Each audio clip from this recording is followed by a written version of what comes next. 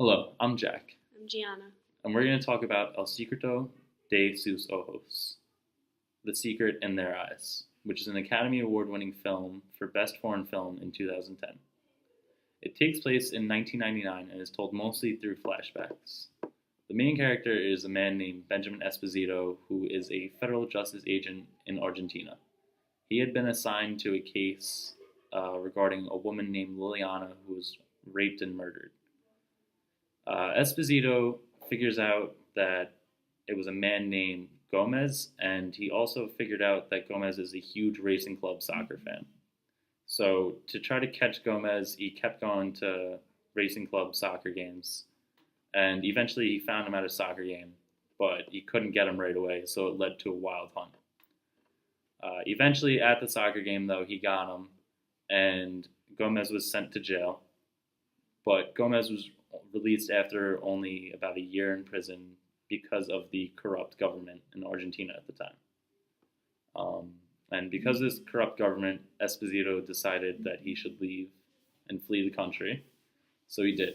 And eventually he came back and lived a pretty normal life until 1999. And then in 1999, he decided that he wanted to meet with Liliana's widowed husband, a man named Morales. And when he meets with Morales, Morales tells him that he had murdered his widow wife's murderer, Gomez. But Esposito didn't really believe that, and so he did some investigating on his own, and he eventually found out that Morales had actually been keeping Gomez captive in his basement for the past 24 years. Okay, so I just want to talk about many of the strengths of the film. One of them was flashbacks and how they allowed for the story to unravel, with Esposito's traveling back into his past and figuring out the mystery behind this whole cold case.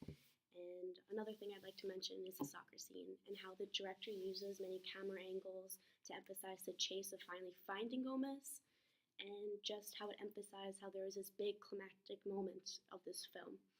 And then another thing I'd like to mention was the romance scenes between Irene Hastings and Benjamin. And I feel like the seriousness between their relationship and how they try to avoid getting together over the course of years really showed their sense of justice. And another thing was, unlike many films that have a romance interest involved, they didn't really use a lot of background music between their conversations, and instead used like lots of silence to emphasize the tensions between them. And I thought that was very clever. And then another thing I'd like to mention was there was a kettle scene